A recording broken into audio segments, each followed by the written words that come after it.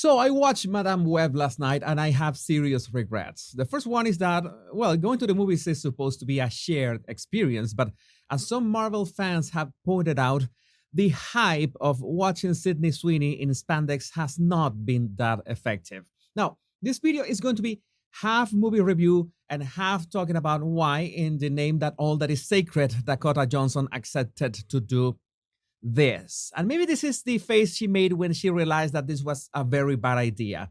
Too late, of course.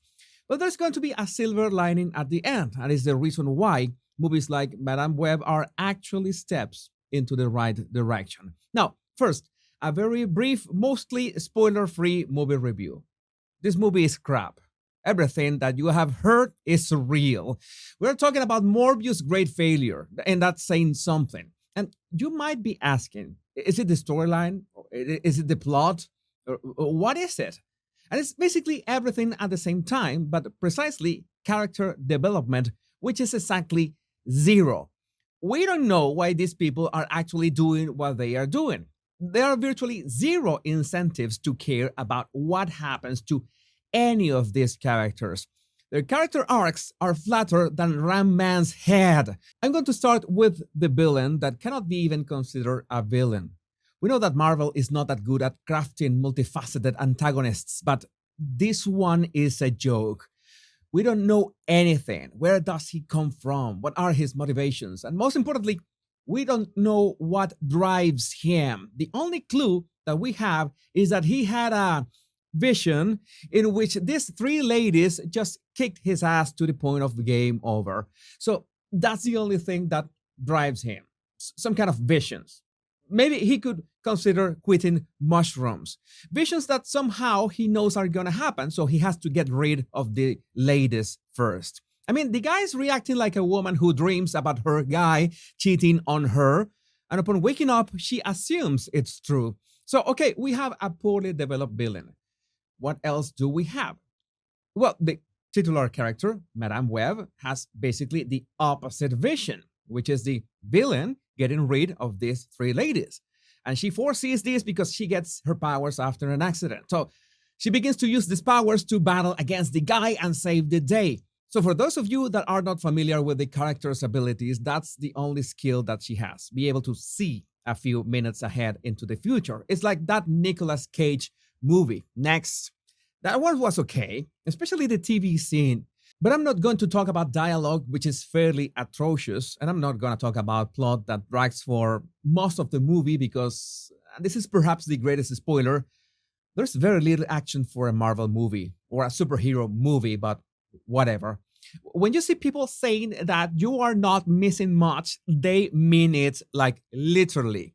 It would have been far better if you just put Dakota and Sydney in the dresses that they wore at the premiere throughout the whole movie, and this would have been a hit, or at least break even. Now, let's talk about my major concern about this. Let's talk about Dakota Johnson and her decision to participate in this train wreck. And I want to talk about this because I like Dakota's work. I think she deserves better than this. But the problem that you see with this kind of productions is that maybe you see Marvel in the title and you instantly think that this is going to be a huge trampoline for your career. And I can understand that because how many people have been catapulted into stardom thanks to Marvel movies or TV show, that's a thing. Like Tatiana Maslany. No? Well, okay. You're not going to tell me that it is not a great opportunity to anyone who is offered the main character of a Marvel movie, even if you can guess that the meeting went like this. Hey, Dakota, great news, says her publicist. We got a role for you on a Marvel movie. Oh, great, a Marvel movie from the Marvel Cinematic Universe? Well, not exactly. It's from the sunny side of the Marvel neighborhood. Well, that's okay, I guess. They made all these Spider-Man movies that have been great, like No Longer Home. Is that the name, right?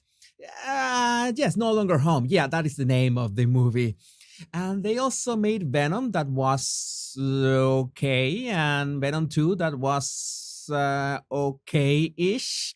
And well, these animated movies that did pretty well too. So what can go wrong? I can imagine the reasoning behind this. she really wanted. She really thought that this was going to be a nice opportunity.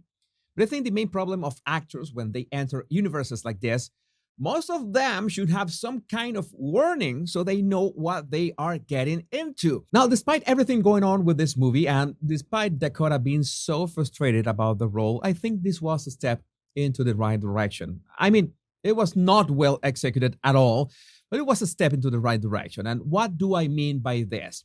I mean that we are tired of the multiverse storylines. We're tired of the massive odds of the universes at stake or multiple universes at stake.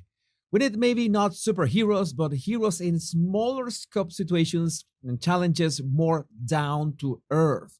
This looked like it was going to be limited powers, an origin story, maybe an interesting villain, but it ended up being just the escort mission of Unreal 2. And I still cringe about the fact that I completed that mission, let alone the game. And this is my greatest concern. You know that sometimes people learn the wrong lessons from their failures. Sometimes people take the right steps to do the right thing, but the execution or the timing is poor. And in the end, they think that those right steps were wrong, that they made a mistake, which is not the case here. The movie Madame Web is objectively bad, but the direction that they wanted to take was the right one. These are the right steps to reset a universe threat saturated cinema landscape. We need more down-to-earth characters, but we need to develop those characters. We need to care about them. We need to care about their hopes and fears and if something is going to happen to them. But the problem is that you reduce the scope of those odds, but want to juggle 5 characters at the same time.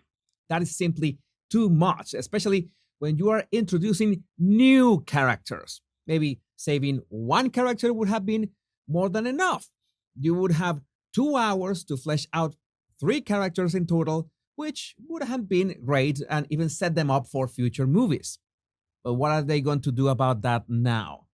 That is the problem when executives want too much and they hire third-tier writers to do the work of adults. In my humble opinion, I think Sam Raimi was the right guy for this movie. There should have been more suspense, more tension, more of a thriller combined with certain superhero elements, maybe dark humor, and it would have been a hit. Because Dakota Johnson is charismatic. Sydney Sweeney is charismatic. This guy, I don't remember his name, but I'm sure that he could have done great with a better script.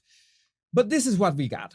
And in the wake of She-Hulk and the Marvels, these people haven't understood yet that we want good movies and you can make great movies with a full female cast as long as you hire the right writers and the right directors for this. Is that too much to ask? Now it's your turn to give your opinion in the comments. And don't forget to like, subscribe, and hit that bell so you don't miss any of my pop culture ramblings.